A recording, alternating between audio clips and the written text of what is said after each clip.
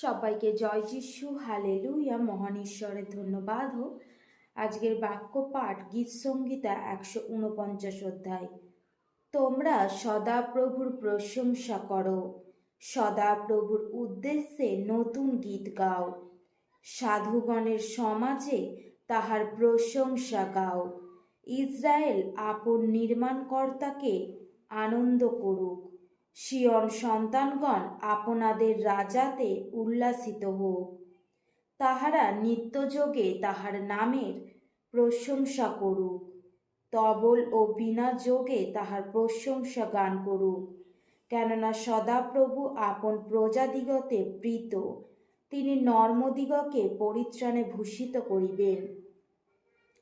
সাধুগণ গৌরবে উল্লাসিত হোক, তাহারা আপন আপন শয্যাতে আনন্দ গান করুক। তাহাদের কণ্ঠে ঈশ্বরের উচ্চ প্রশংসা, তাহাদের হস্তে দ্বিধার খড়গ থাকুক, যেন তাহারা জাতিগণকে প্রতিফল দেয়, লোকবৃন্দকে শাস্তি দেয়।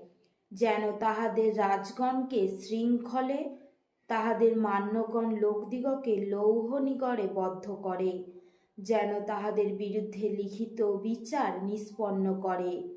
ইহাই তাহার সমস্ত সাধুর মর্যাদা। তোমরা সদাপ্রভুর প্রশংসা করো। হালেলুয়া। ঈশ্বরের বাক্যে ঈশ্বর আশীর্বাদ করুক সবাইকে। জয় যিশু। Praise the lord. আমেন।